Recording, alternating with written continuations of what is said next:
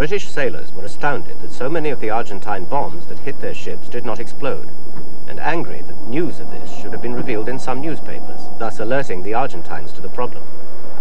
The landing ship Sir Lancelot was towed to a remote anchorage while one such bomb lying alongside 200 tons of ammunition was defused. In another part of the anchorage, Sir Galahad too had an unexploded bomb on board. If all the bombs that hit had gone off, it would have dangerously weakened the defences of the task force. To add to the problems, HMS Argonaut, undergoing repairs from an earlier attack, suddenly caught fire again, and that had to be dealt with. Argentina had earlier marked its National Day, May the 25th, by attacking and sinking the destroyer HMS Coventry, killing 21 sailors and injuring 23. An hour later, 9 died on the Atlantic conveyor when an Exocet missile bound straight for Hermes was diverted and plunged into the container ship. Her Harriers were all off, but 3 valuable Chinook helicopters went down with her. At Ajax Bay, an ammunition dump had been hit. British losses, though serious, were to remain far below Defence Chief's expectations.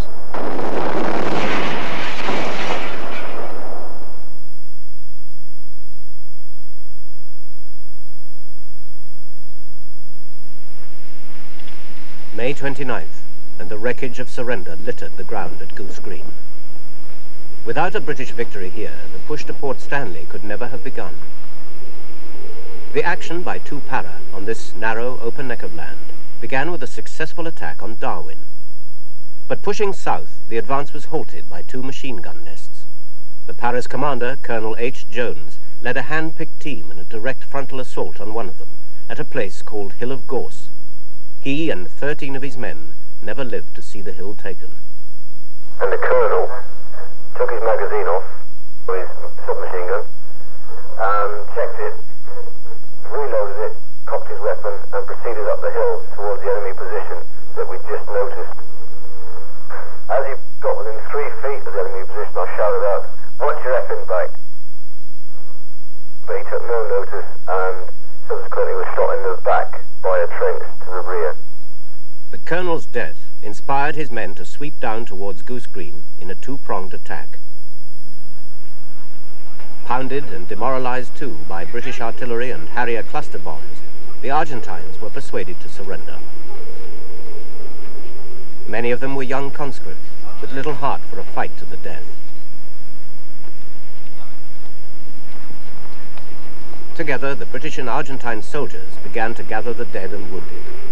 But there was much bitterness among the paras, not just at the death of Colonel H, but because another officer had been shot down as he stepped out to talk to a group of Argentines waving a white flag. The paras were amazed to find how well prepared were the positions they were up against, and amazed to hear that many of the Argentines had cheered as they laid down their weapons. Their enthusiasm for the Malvinas had grown distinctly thin. Hardly surprising when they'd left 250 dead on the battlefield at Goose Green. But the biggest surprise was yet to come.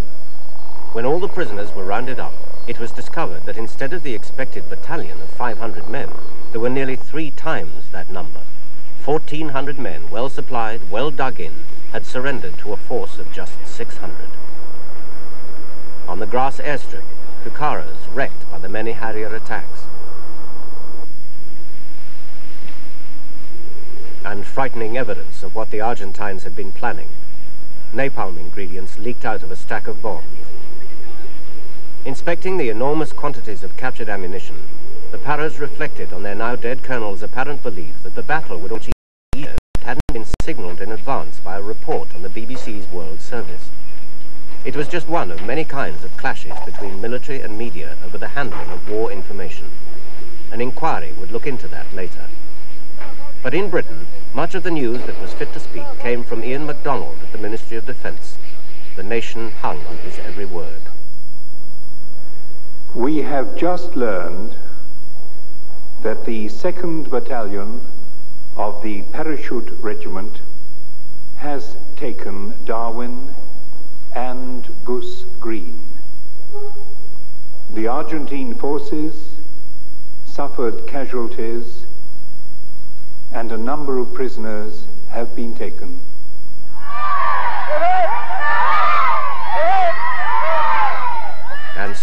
flew the flag at Goose Green too. The Paras had been 2 nights without sleep. Hardly surprising that even with a reception like this, one of them found something to complain about.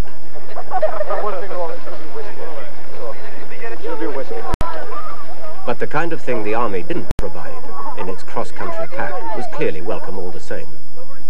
When you've just liberated someone, your autograph is in great demand. For a whole month, the 114 inhabitants of Goose Green had been imprisoned together in their community hall. Now they would be going back to try and straighten the homes the Argentines had broken into, looted, and defiled.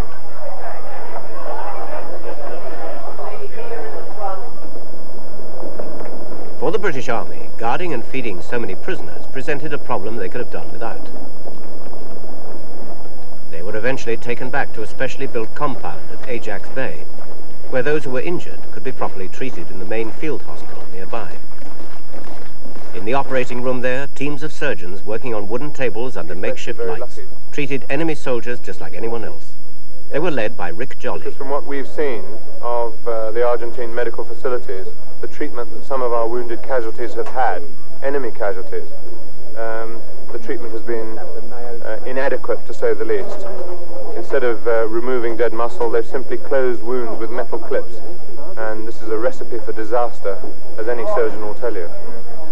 When the building was attacked, we then had to deal with the casualties from this attack. And during the course of a long, hard night's operating, we were told that there was first one bomb and then a second bomb, 2 walls away from where you're standing now. Those that had to be operated on straight away were operated on, and the surgeons did their cutting wearing tin hats. And every time an air raid alert sounded, non-essential staff went out, and patients on trestles were lowered to the floor, but the surgeons carried on cutting. I'm proud to say that everyone who has made it here alive has made it out alive.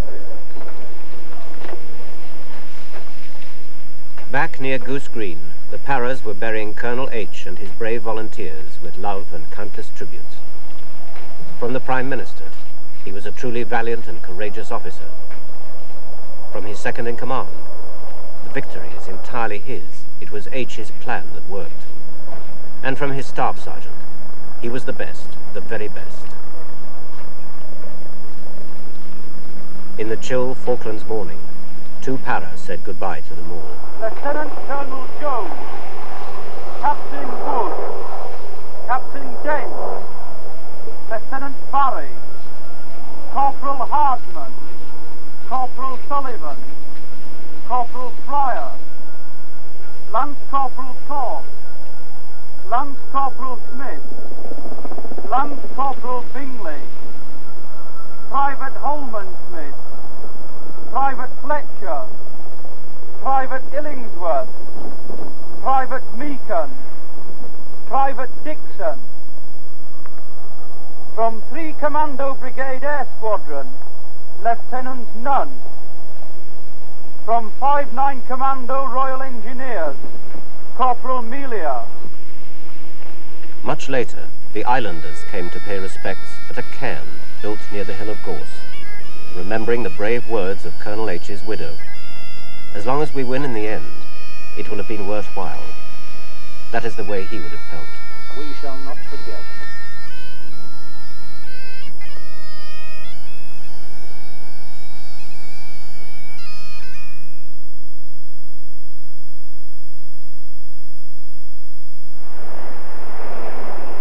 Through the morning mists of May 30th, Canberra and Fearless lead the way once again into Falkland Sound. On board the flotilla, the men of 5 Brigade, transferred from the QE2 in the safer waters of South Georgia.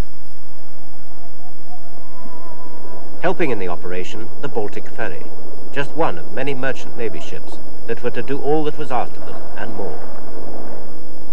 Off they came, the Welsh Guards, the Scots Guards, and the Gurkhas, to join 2 Para on the southerly route to Port Stanley. Despite the threat of air attack, they were relaxed and taking it all in their stride. That stride would be somewhat more difficult now with a 220-pound pack in tow, but every man had to do it. The path to Darwin was wet and well-trodden, the lines of Gurkhas snaking out in near-freezing conditions through a bridgehead that now covered 10 square miles. At Darwin, as the Paras moved out and onwards, the little fighters from Nepal took over the positions overlooking the settlement. Soon they too would move on to join the great march east. Then came a stroke of luck. To try and find out the strength of the Argentines at Fitzroy, 2 Para were ordered to fly into Swan Inlet, where rumour had it the island's telephone system was still working. The Paras piled into 5 helicopters and set off. It was all the idea of Brigadier Tony Wilson, commander of 5 Brigade.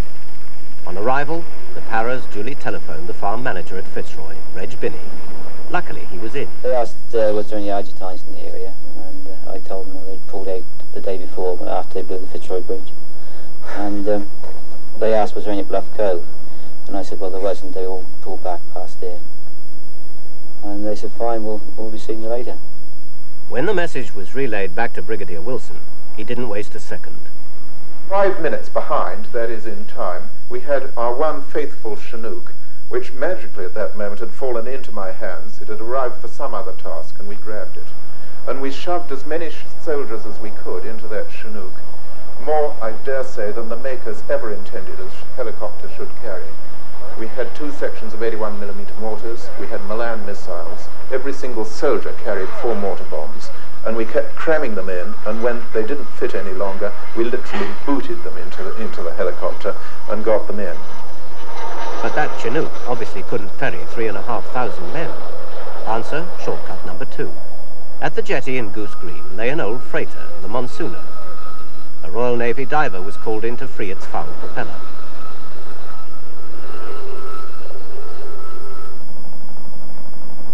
And suddenly, the Gurkhas were in the leapfrogging business as well, although not all of them might have appreciated the idea.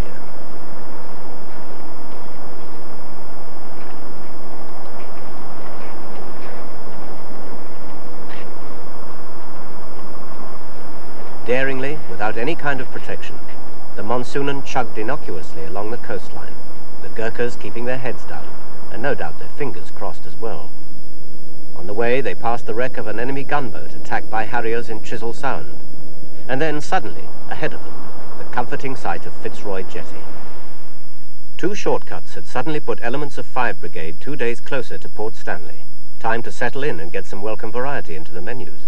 Oh, beautiful. Followed by jam and biscuits. Take the girl this way.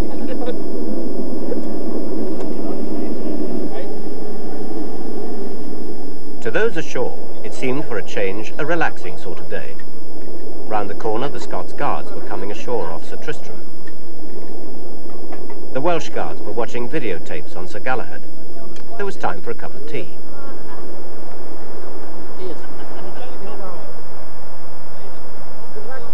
Bogs over there. Those who'd brought their fishing rods even had a chance to use them. Then, into the peaceful afternoon came the Argentine attack.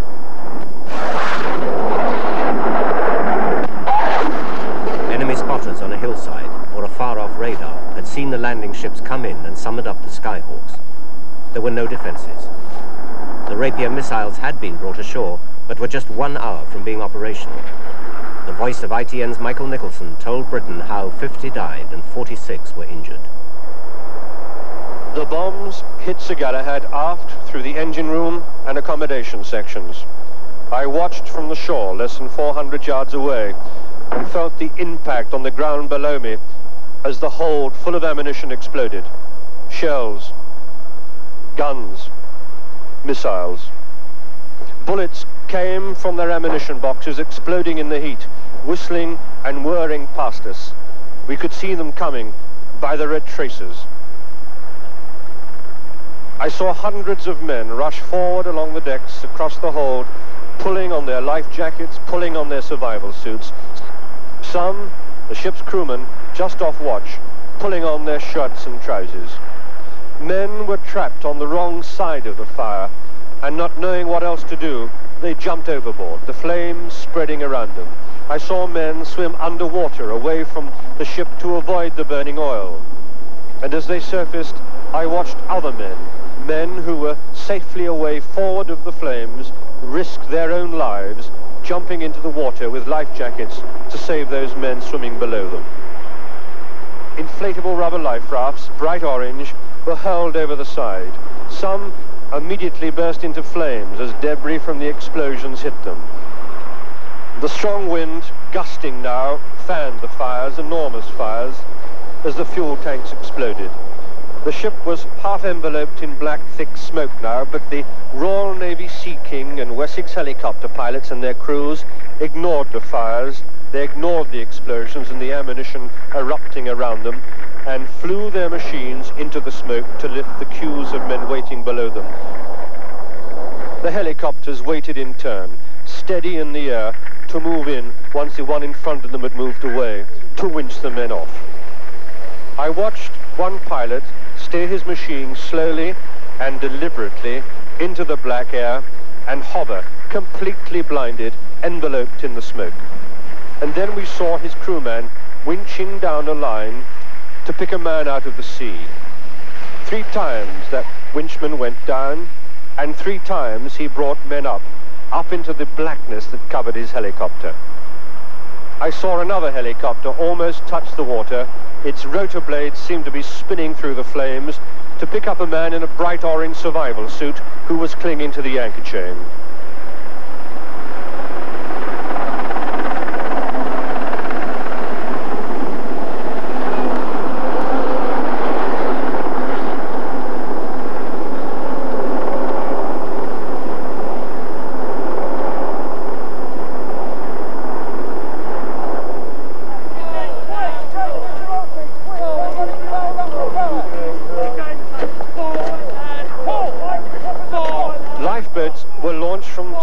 The other ship, whose crew seemed to be containing their fire, and these boats, under power, began taking some of the rubber life craft in tow.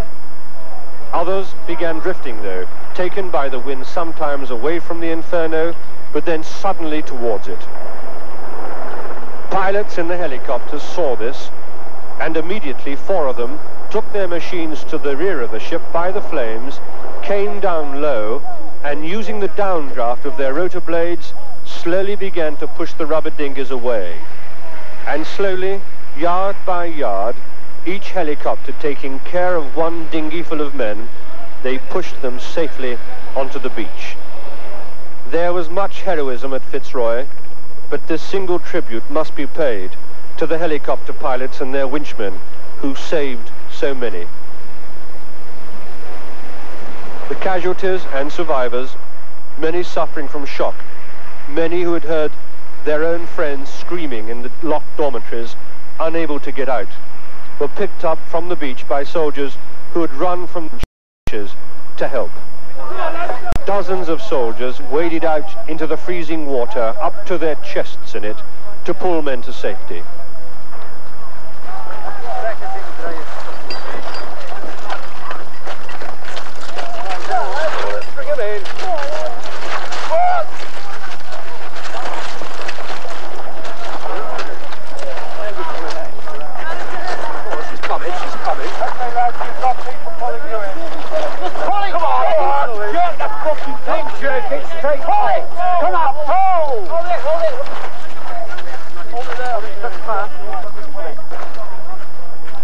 I watched soldiers struggling in the water, picking the injured out of the life rafts and carrying them on their shoulders back to the shore, and then go back again for more.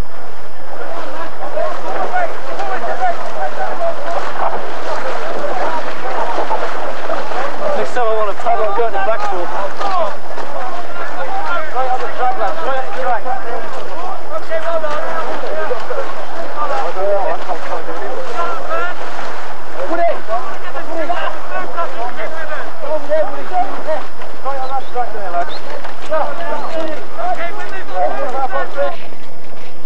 Others were helped and carried up the steep slope of the beach to the waiting armoured cars and the light tanks. Some were helped inside. Others were so badly injured, strapped tight to the stretcher, that they had to be lifted on top of the tanks and driven to the field hospital. From Fitzroy, after emergency treatment, They were flown by helicopter to the field hospital at San Carlos Water, and then onto the hospital ship Uganda. The Chinese crew, the cooks, the laundrymen, the stewards on these Royal Fleet auxiliary ships were badly burnt, the bomb exploding in their quarters.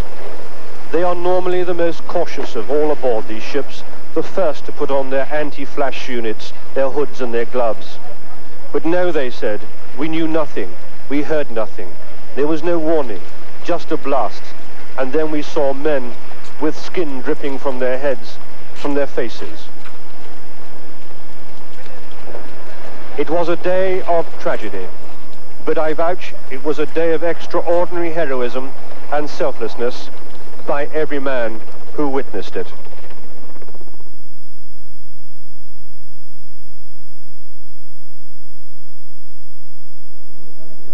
The Argentines were expecting and preparing for a helicopter-borne assault on Port Stanley. They never dreamt that the British would simply walk. The men of 3 Commander Brigade, crossing the island north of the mountains, found another name for it, yomping. Whatever you call it, it will be remembered as one of the greatest feats of arms in the history of the British Army. Carrying all they needed for battle in their arms, and on their backs in 120-pound packs, some 3,000 troops of 4-2 and 4-5 Commando Royal Marines and the 3rd Battalion of the Parachute Regiment marched for 70 long miles through the mud and the cold of East Falkland. They set up brigade headquarters at Teal Inlet, and while the Marines were digging the defences, extra supplies came in from the landing ship Sir Percival. And by helicopter. Bandwagons sped through the area, taking forward patrols to scout the hillsides ahead. A few soldiers of 3 Para improvised a welcome fire. An Argentine airstrike at this stage would have been a major setback, especially since the headquarters was crammed with food and ammunition. But all that appeared in the sky were the British helicopters, reassuringly carrying the artillery east into the dusk, to Mount Kent. There, under the frost and the camouflage netting, soldiers slept beside their 105mm light guns. The men of 2-9 Commando Royal Artillery prepared for the order to begin pounding the enemy's positions on the mountains ahead. An advanced British foot patrol from 4-2 Commando was briefed on just how determined the Argentines were. We know how they're going to reinforce themselves, because on the slopes of Mount Kent, if you look back, they left a tented area which contained their op orders for the defence of this area. Right? And they are prepared to lose 50% of their supporting troops. Right, their quick reaction force. So they're going to take this quite seriously. The guns are staying here, sir, until they can secure a further suitable area forward. There's no reason to move at the moment, because we can just sit back and bomb shit out of them from here. Then began the battle for the strategic positions on Mount Harriet, Two Sisters, and Mount Longing.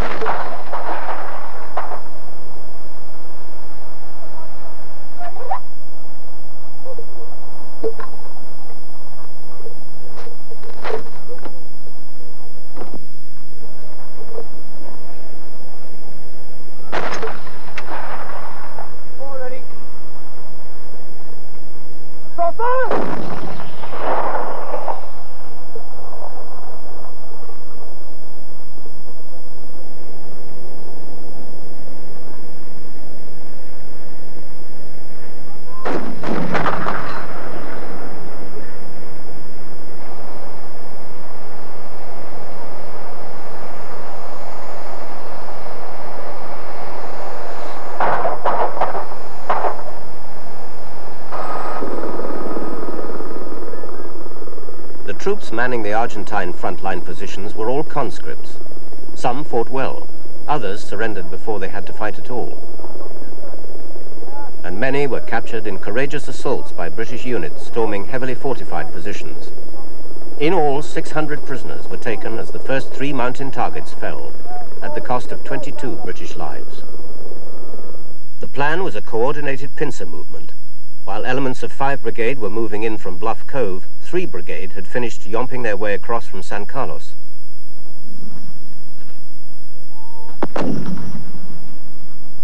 And the big guns mercilessly followed those Argentines who fell back.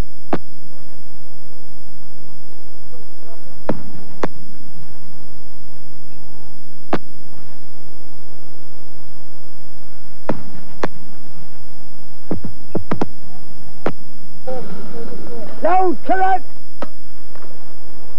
Ferry 1368 now, 1368 now, set! Elevation! 424 mil! No, it's 424 mil, set! Ready! Fire! Set!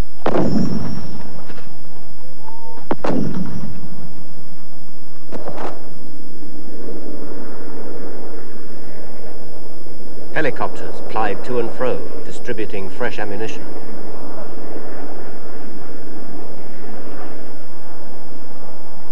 Below them, two para, victors at Goose Green, were moving forward again, many with special night sights on their weapons.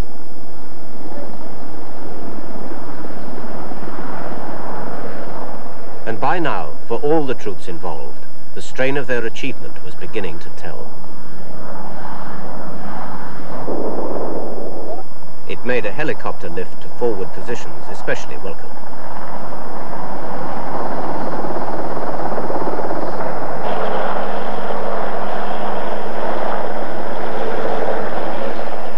Blues and Royals and their Scorpion light tanks were moving up too, helping pack as much firepower as possible into the tightening grip on Port Stanley's outer defences.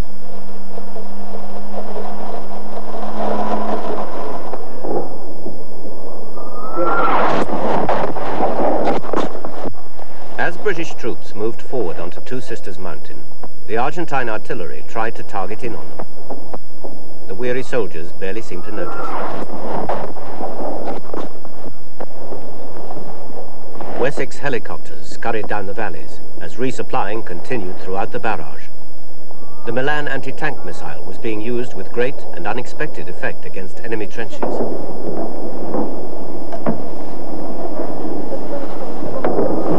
And now the artillery barrage was hitting targets in Port Stanley itself. The Gurkhas paused before their assault on Mount William.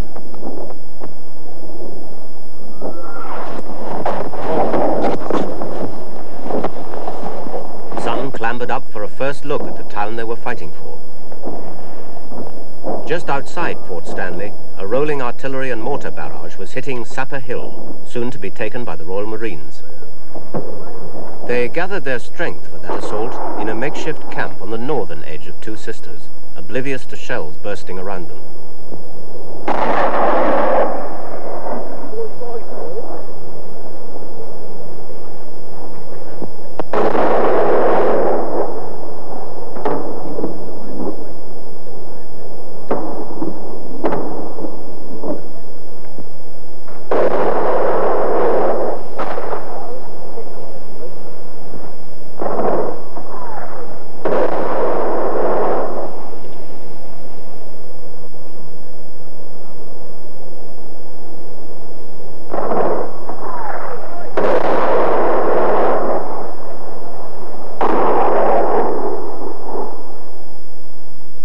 On June 14th, the Marines and the Welsh Guards attacked Sapper Hill.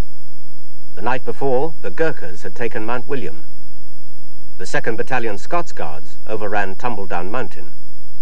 Because of the open terrain, nearly all the major battles here took place at night.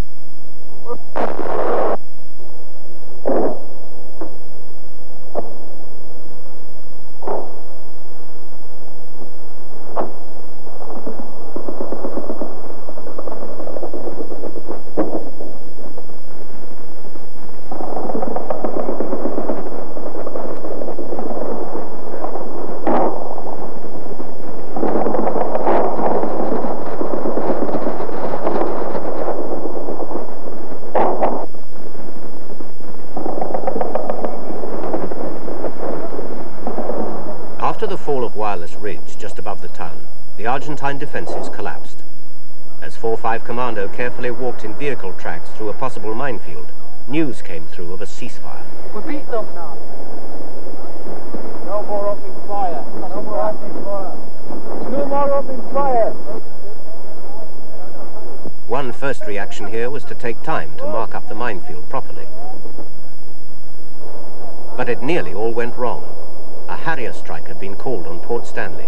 It was only just diverted with seconds to spare. Make safe, weapons! How can he use it now?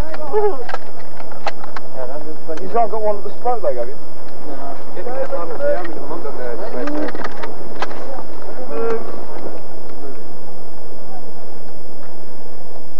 In the last 2 days of fighting, 31 British soldiers had been killed, 79 wounded. Now it was all over. There is a white flag flying over Stanley. Very marvellous.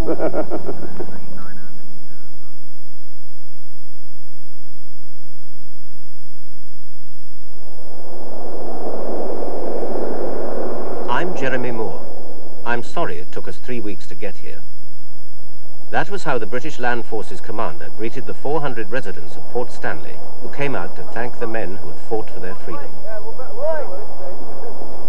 Tired men, footsore, mud-stained, and quietly very pleased with themselves. Somehow those massive packs felt lighter now. How are you feeling, lad? Right.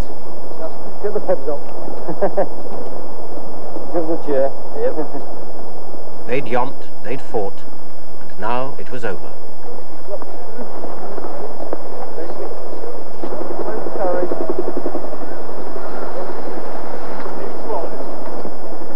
The Royal Marines, who'd surrendered here 73 days earlier, were back, as they'd promised, to help raise the original Union Jack again. They had a little competition. The Paras boasted they'd been first into the town, as they explained to ITN reporter Jeremy Hands. Who was the first to put up the flag? Too far up. I put it up again. Too far was the first in again? That's right, again. was first in. How much did you beat the others? 2.5 hours. So how long have you been here now? Since about 3 o'clock. 2 on 2, 3 o'clock. What sort of opposition was there? Running opposition. Running? They ran away. I never had any doubt before.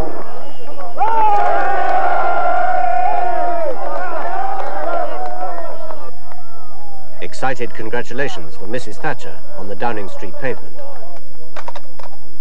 Beside a Port Stanley pavement, the Argentine troops surrender their rifles to the Royal Marines.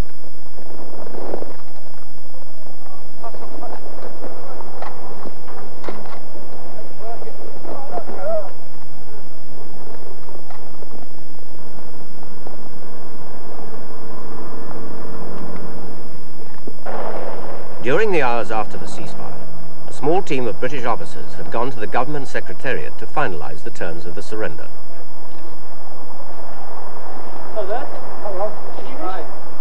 The document was signed for Britain by General Jeremy Moore. On Victory Green, British soldiers celebrated the surrender.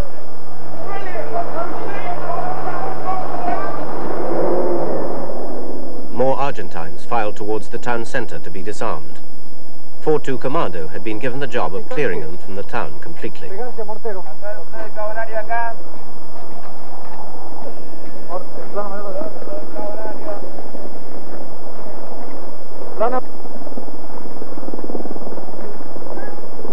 And they went as best they could, some pushing an injured colleague in a wheelbarrow.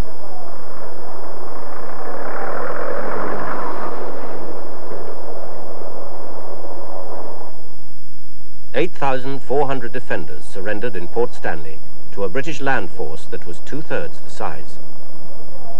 It turned out that the conscripts had been left to defend the mountains to the west, while the regular troops guarded the airport and prepared for an expected British landing nearby. Now they were all heading for the airport because the British had decided it would become a huge temporary prison camp. Most seemed pleased it was all over, but a few still had a bit of fight left in them.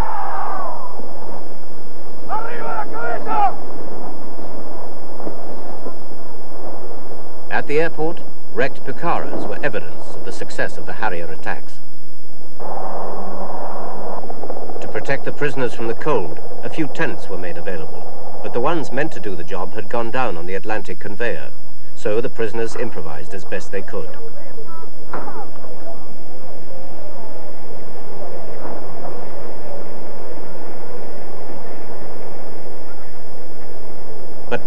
just wandered aimlessly around the runway their forces had spent so much time and effort trying to defend. To do it, they'd had field guns, an Exocet launcher used to attack the Glamorgan, Tiger Cat anti-aircraft missiles, and 105mm artillery. All around the runway, water-filled craters from the RAF Vulcan bombing runs. On the runway, the mud rings constructed to look like craters. Far from the airport being out of action, the Argentines were flying in supplies right up to the day before the surrender. In the town, a row of little-used armored cars. Placing a field gun beside the pub and an anti-aircraft gun in the school playground made it plain how little the Argentines cared about the islanders' lives or property. Inside the post office, as in many of the other buildings they commandeered, mindless vandalism and looting, the floor used as a toilet. Tidying up would take much time and effort. Some buildings had been wrecked by shelling. Their owners came out to see if there was anything worth rescuing. Whole streets were filled with the wreckage and silence of sudden, unexpected departure. For the islanders, picking up the pieces of their lives again seemed a daunting task, and everyone knew the Falklands would never be quite the same again. The town's police station had taken a direct hit, not from incoming shells, but from an Argentine missile that turned back. The Argentines had placed their biggest field gun between houses, gambling that because of that the British would not fire back.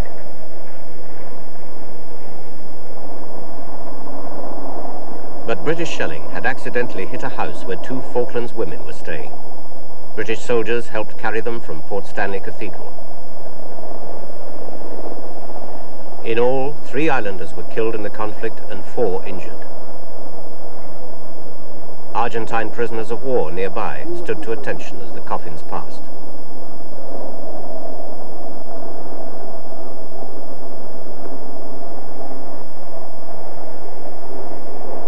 In a town of just 800 people, the deaths of 3 members of their tightly knit community touched everyone.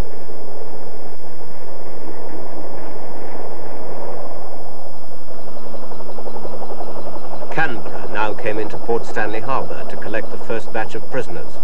Agreement had been reached with the Argentine government. They would sail straight to a mainland port, but there were to be no relatives waiting for them on the quayside, just a group of grim-faced officers. Back home, the prisoners would tell stories of how some officers shot those who tried to run away from the British advance, and told the others the British would eat them if they were caught. Argentina was to refuse to give up its claim to the Falklands, but many of its prisoners going home never wanted to see the islands again.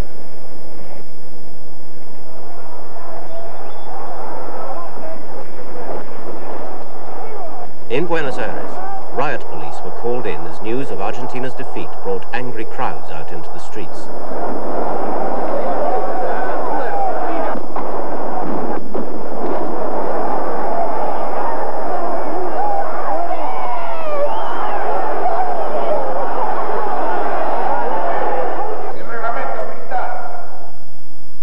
Inevitably, General Galtieri paid the price of failure. His reign as President and Commander-in-Chief of the Army was over. In Port Stanley, Sea King pilots flew in to take a look at the town, among them Prince Andrew. I've seen fire. It's come past me. I was airborne at the time when the Atlantic conveyor was hit, sadly. I was doing a job of work at the time, quite high.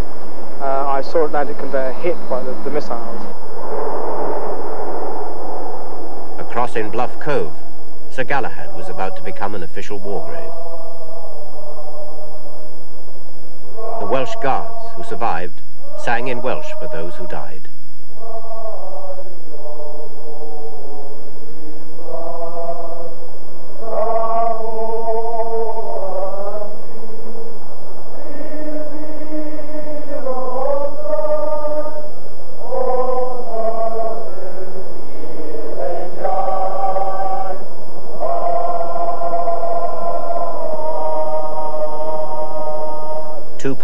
gather to remember their dead and ask themselves how they'd been changed by war. We have all experienced events in the last 4 weeks that have probably changed our lives. What I would ask you to remember is what you felt when you thought you were going to die, and what was important to you then. It may have been your wife, it may have been your girlfriend, it may have been your dog.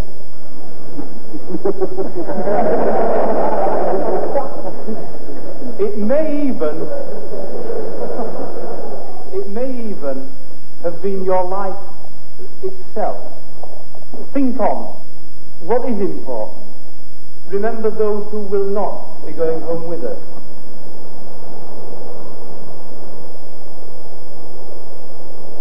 And we think and pray for their loved ones to whom they will not return.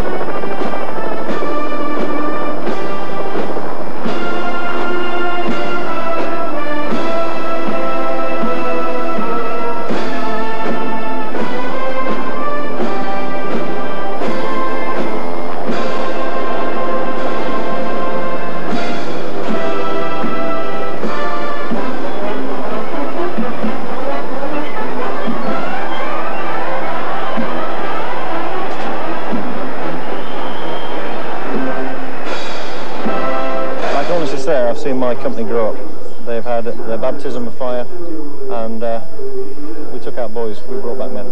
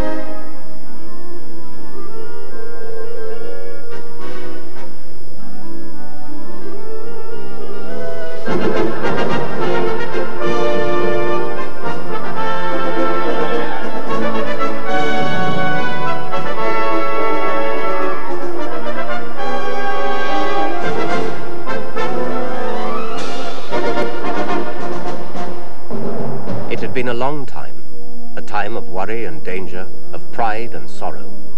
News and messages uncertain, often slow. In the end, some remembered only the glory of the campaign. Others will never forget the pain and the unhappiness. For some, fighting for freedom was most important. Others saw it as a pointless conflict, the result of political misjudgment. In Britain, there was overwhelming support for the government's handling of the conflict.